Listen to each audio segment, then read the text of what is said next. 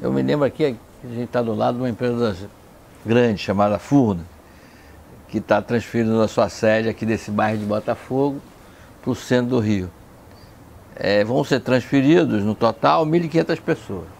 1.500 pessoas hoje trabalham na sede de Furna.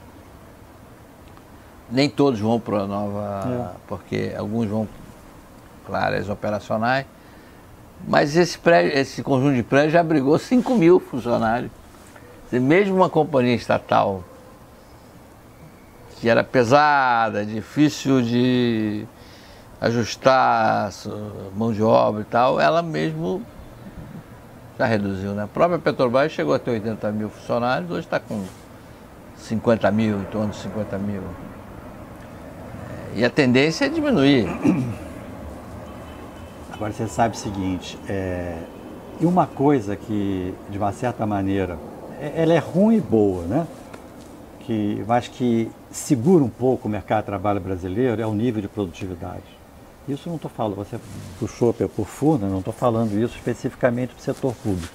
Quer dizer, nós temos um problema de produtividade nesse país. A produtividade no Brasil, comparativamente, inclusive, com nossos vizinhos aqui na América do Sul, ela é relativamente baixa e, pior do que isso, ela tem crescido muito pouco. Então, o que aconteceu nesses últimos anos é que você teve uma capacidade... Como é que mede isso, professor? Isso aí...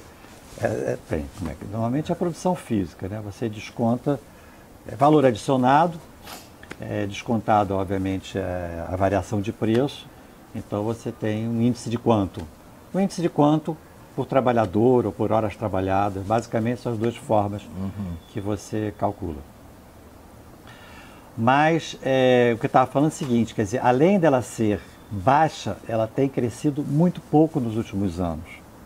A produtividade, quer dizer, é como se fosse o PIB por trabalhador. É isso, o PIB por trabalhador, o PIB por horas trabalhadas, cresce muito pouco. O que, obviamente, em termos assim, de competição internacional, né, é ruim para o Brasil, você ter um nível de produtividade relativamente baixo. Mas para o mercado de trabalho, acaba sendo uma forma de absorver pessoas.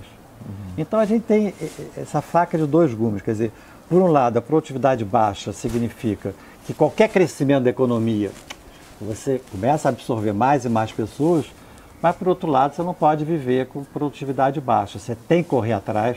Uma empresa quer ser competitiva, quer aumentar a produtividade e, portanto, sempre haverá essa luta pelo aumento da produtividade. Como é que a China resolveu isso? São os mistérios chineses. Quer dizer, é uma economia centralmente planejada, eles sabem onde eles querem chegar e eles criam condições para absorver as pessoas. Mas isso numa economia aberta, numa economia de mercado, é complicado, porque são as forças de mercado que vão contratar ou despedir as pessoas. Então é isso, quer dizer, o Brasil tem um problema, mas esse problema, de um certo lado, embora seja ruim, teve essa vantagem que absorveu muita gente e jogou a taxa de desemprego lá para baixo, absorvendo as pessoas, mas sem crescer a produtividade. E você não pode viver eternamente dessa maneira. Estados Unidos, por exemplo, eles têm uma altíssima produtividade.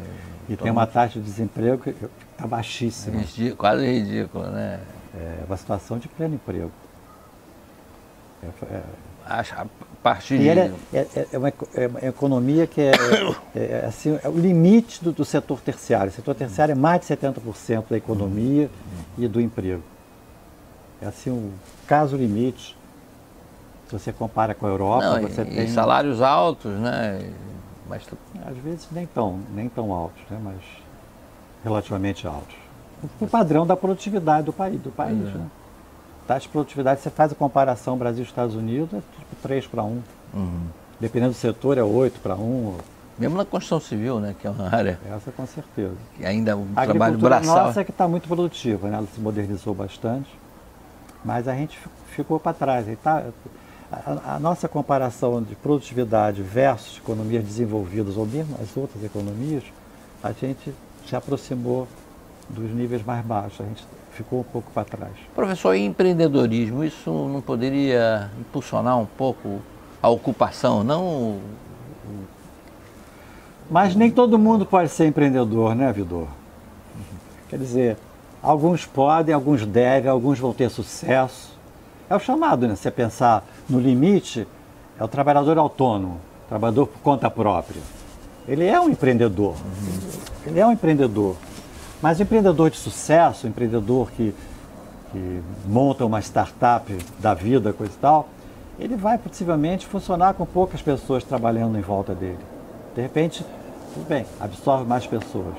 Mas isso é uma pequena parcela do pessoal autônomo, do conta própria, conseguirá se tornar empreendedor. É ótimo que isso assim seja, mas tudo bem. É que eu vejo assim, isso não é a solução. Ideias surgem sensacionais. O cara criou uma empresa de patinete. Pois é. Puxa, não é uma coisa...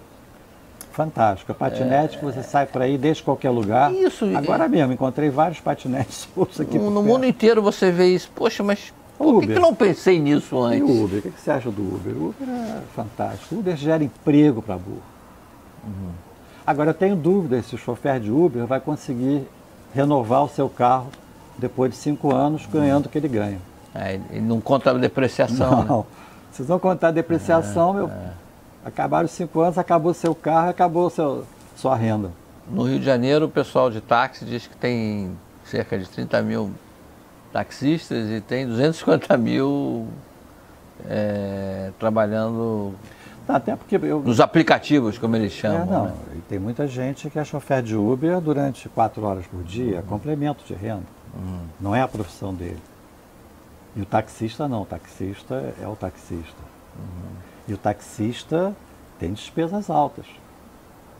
Mas essas formas alternativas, também. Quer dizer, no fundo, você puxou isso aí da questão do empreendedorismo, é fantástico, né? Usar a cabeça, inventar novas formas.